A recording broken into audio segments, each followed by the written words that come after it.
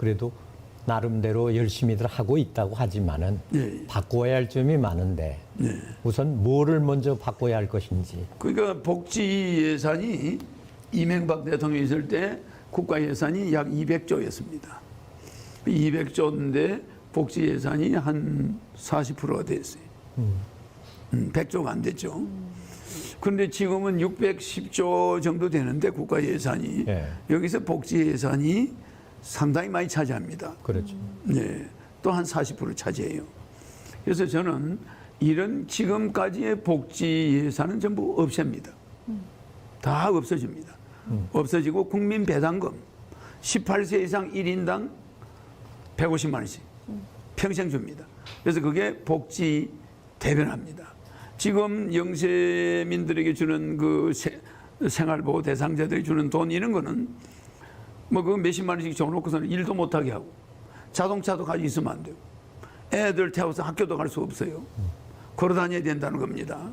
이런 복지, 그 돈도 모든 그 어려운 사람한테 공정하게 가지 않습니다. 복지 사각지대가 없습니다. 이렇게 해서 모든 국민이 통장에 매달 150이 찍혀야지. 안 찍히면 이건 지금 복지 예산은 안 그렇습니다. 받는 사람이 있고 안 받는 사람이 있고 관심이 없어요. 어떤 특정한 세력들이 혜택을 보고 있다고도 볼 수 있죠. 절대 이건 믿을 수가 없어요. 그런 공무원이 나온 이상 우린 그 복지 예산이 정확하게 분배된다고 볼 수 없잖아요.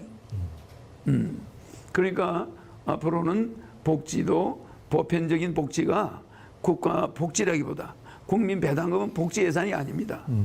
무슨 말이냐면은 우리나라 돈이 7경인데 5천만 명이 한 사람당 14억씩을 내놓은 거예요.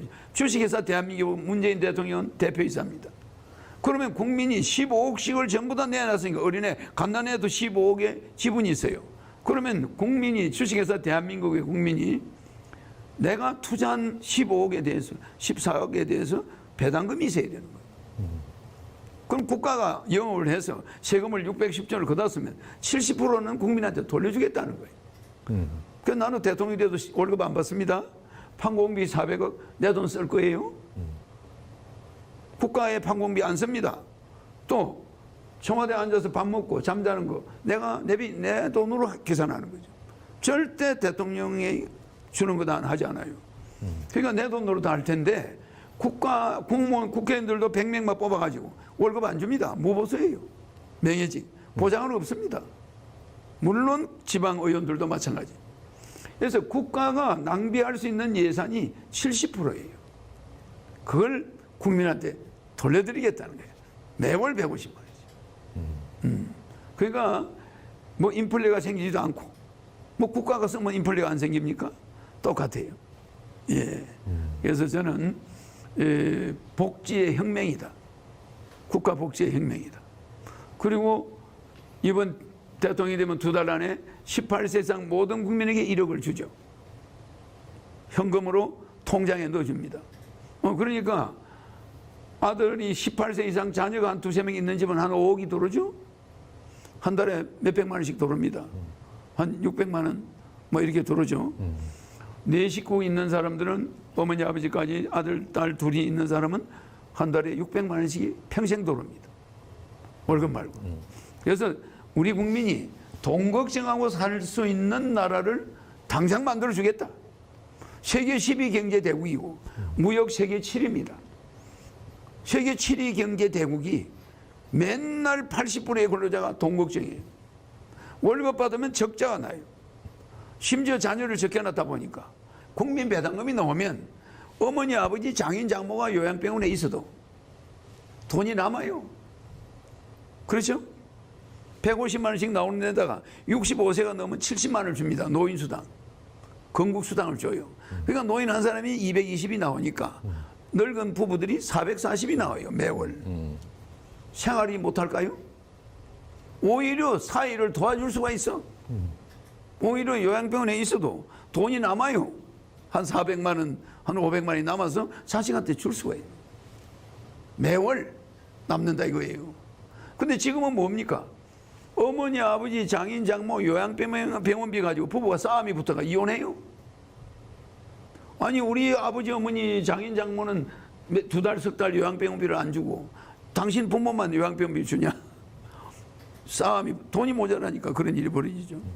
그래서 우리 근로자의 80%가 월급을 받긴 받는데 적자예요. 그나마 직업이 없는 사람도 있어. 이거 심각합니다. 우리는 잘 사는 국가예요. 세계 10위. 근데 왜 우리가 돈 걱정을 해야 됩니까? 내가 대통령이 되면은 우리가 쓸데없이 쓰는 돈 전부 전략해서 매월 모든 국민에게 150만 원씩. 18세 이상. 대학 등록금 걱정 없어요. 매월 150이 나오니까. 한편 이 허경영의 복지 정책을 보면은요, 1020 누리꾼들은 허경영 정책만 같으면 좋겠다라고 말씀하시는 분들도 그러죠. 많고요. 하지만 현실 가능성이 적다면서 희화하는 의견도 나오거든요. 그래서 그 부분에 근데 그런 대해서, 의견은 네. 적습니다. 그런데 실제 제 복지는 복지 예산이 아니고 배당금, 투자자가 받아내는 배당금이라 자식 앞에 부모가 떳떳해요. 어머니 아버지가 국가에 그만한 투자를 했으니까 우리가 받는 거다. 제가 주는 150만 원은 어른들의 채통도 살려요. 배당금이야. 국가의 재산이 국민 거니까 주주로서 받는 배당금이에요. 내 거는 복지가 아닙니다. 받을 권리, 국민의 5대 권리, 청구권입니다. 청구권. 국가는 국민의 것이니까 국가로부터 청구할 권리, 청구권, 평등권, 참여권, 사회권, 자유권이 있는데 내 청구권이에요. 그렇지 않습니까? 그렇지만은 복지 예산은 청구권이 아닙니다. 내가 능력이 부족하니까 국가로부터 도움을 받는 거야. 지난 2년 동안 우리가 예. 코로나 때문에 아주 힘든 생활을 예, 예. 계속하고 있습니다. 사실 예, 예. 끝난 것도 아니고 예. 이 코로나 정책이 물론 열심히 방역 정책은 하고 있지만은 그래도 뭔가가 잘못된 것 같다. 이런 거 국민의 여론이 요새 팽배해지고 코로나 있어요. 정책은 많은 의료진들이 열심히 하고 네. 관계 공무원들이 열심히 하고 있는데 조금 문제가 거기 있습니다.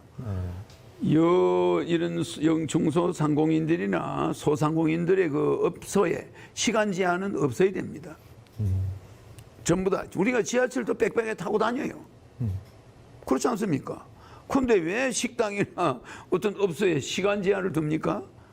그러면 이거는 이 우리 국민의 정말 우리 국민의 민주주의, 자본주의의 3대 원칙이죠. 자본주의. 계약 자유의 원칙. 내가 세금 내니까 내 스스로 그 고객들과 계약해서 언제 오세요? 손님 10명 언제 오세요? 이렇게 받을 수 있어야 돼.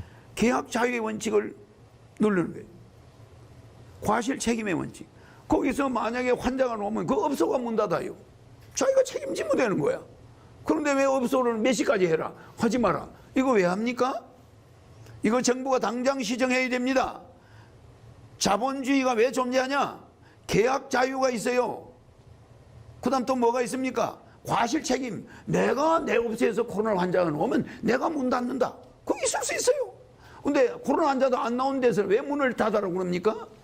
왜 시간을 제한합니까? 이 과실 책임의 원칙은 개인에게 있는 거예요. 이 왜 국가가 이래저래 합니까? 그러니까 계약자의 원칙, 과실 책임의 원칙, 소유권 절대 원칙. 아니 자기 가게는 자기가 권리금 주고 3억씩 주고 몇 억씩 주고 월세 내면서 자기가 가지고 있는 소유권 절대 원칙이야. 그 소유권을 행사하는 데 있어서 문을 닫아라 말아라. 이건 소유권에 도전하는 겁니다. 그러니까 이게 자본주의의 3대 원칙을 송두리째 어기고 민주주의의 3대 원칙, 행복추구 원칙, 인간 존엄의 원칙. 그거 어떻게 생활하라는 겁니까? 그 인간의 존엄을 그렇게 해칠 수 있습니까? 왜 업소를 문 닫아라 말아라. 일찍 닫아라. 이거 있을 수가 없는 거예요. 인간 존엄의 원칙. 절대 공평의 원칙. 어떤 데는 영업하게 하고 이 집은 또 영업을 못하게 하고 이래요. 전철은 무슨 전철이 국가 거라서 그런지 몰라도 전철은 아무나 타라. 이래놓고서는 개인들이 하는 영업은 문 닫아라.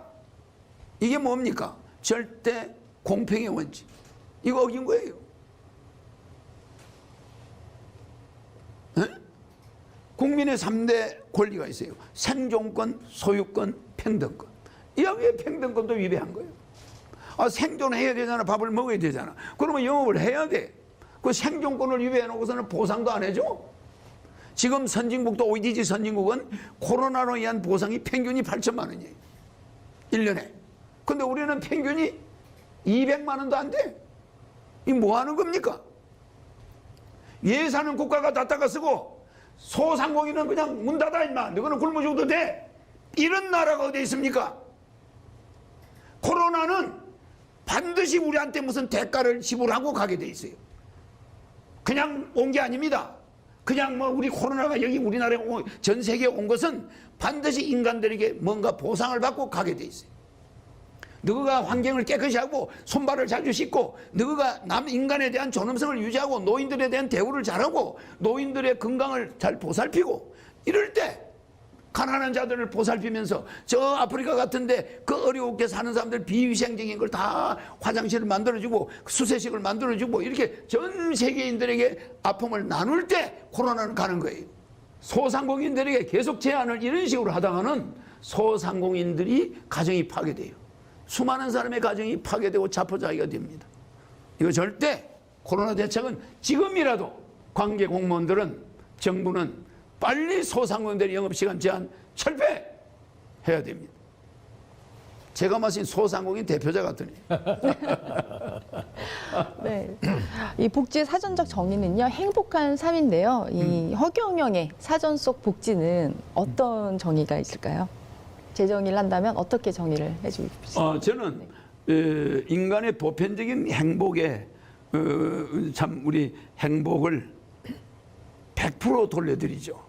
그리고 인간이 우리가 효도가 있는데 부모에 대한 효도를 제일 먼저 우리가 생각해야 되는데 나이 드신 분이 그냥 혼자 사시면서 그냥 화장실에서 돌아가시고 길에서 쓰러지고 가족이 없는 사람이 많아요. 1인 가족이 많죠. 그래서 우리가 옛날에는 3대 효도가 있는데 물효, 3대 효도의 3대 요소가 물효, 심효, 대효. 제일 처음은 의식주 해결해 주는 게 그 효도라고 생각했어요. 근데 요새는 그렇지 않습니다. 자식 낳아주는 거 장가 빨리 가서 시집 장가 가서 애 낳아주는 게 효도야. 그게 마음의 효도, 심효. 부모의 물질을 주는 거는 물효, 제일 낮은 효도. 그보다 조금 높은 게 심효, 마음의 효도. 부모님 마음 편케 해주는 거. 직장도 빨리 구하고. 근데 지금 직장 구해집니까? 세 번째 가장 큰 효는 대효. 출세해가지고 부모님의 이름을 높여주는 거. 아무개 아들이다 저게. 그래서 우리는 물효, 심효, 대효. 이게 효도의 3대 요소입니다. 그러면 3대 효도가 있어요. 생전지효. 부모님이 살았을 때 효도하는 거. 두 번째 사후지효. 부모님이 돌아갔을 때 부모님 욕 안 먹이는 거. 사후에 부모님의 산소라든지 여러 가지 부모님의 유품을 잘 관리하고 유산 상속 싸움 안 하고 부모님한테 부끄럽지 않게 해야 되는 거죠. 마지막 세 번째 효도는 사모지요. 항상 돌아가신 부모님이 어떻게 살았다. 그러니까 내가 이렇게 방탕하게 살면 되냐. 우리 어머니는 모시적삼 하나 가지고 평생 사셨는데 내가 이거 100만 원짜리 옷을 맨날 사 입으면 되겠냐. 맛있는 음식을 먹어도 우리 어머니는 맨날 뼈다귀만 좋아하신다고 그러고 고기 생선 대가리만 좋아한다는. 살코기는 내한테 주면서 엄마는 그런 거 못 먹는다. 나는 살코기가 물렁물렁해서 싫다. 뼈다귀가 좋다. 이렇게 하는데 그게 전부 자식 앞에서 어머니들이 그런 마음이에요. 그렇게 키우고 에? 항상 그런 것을 보면서 우리가 자랐는데 우리가 부모한테 사후지요. 그 부모님이 그렇게 뭐 맛이 없다고 그러고 때거리가 떨어져 가면 가부가 자기 아들 딸 하나 데리고 사는데 때거리가 떨어져 가고 쌀이 떨어져 가면은 뭐라 하는지 압니까? 엄마는 요새 밥맛이 없다. 몸이 어디가 아픈지 밥맛이 없어서 밥을 못 먹겠다. 그리고 누룽지나 물만 먹어. 그리고 아들한테 딸한테 밥만 챙겨줘. 쌀독에 쌀이 떨어져 가는 거예요. 근데 일 오라는 사람은 없어. 그러면 그걸 어머니는 계산하고 있는 거예요. 그러니까 우리 어머니는 뭐 수시로 배가 아프다고 밥을 안 먹어도 된다고 밥맛이 없다고 전부 거짓말이야. 그렇잖아요. 그렇게 그런 어머니 아버지 밑에 우리가 성장했어. 그러니까 항상 그분들을 생각해서 우리는 노인들 대우를 잘해야 됩니다. 지금 너무 불효자가 많아요. 그 불효자 하고 싶어 하나. 국가 정책이 가게 문 닫아라 이러니까 수입이 없는 거야. 어머니 아버지 생활비를 못 줘. 요양병비를 못 줘. 그러니까 그들이 들고 일어나지. 그러면 관계 공무원들은 월급 나오니까 팔자가 편습니까? 이게 나라 꼴입니까? 허 후보님께서 그동안에 쭉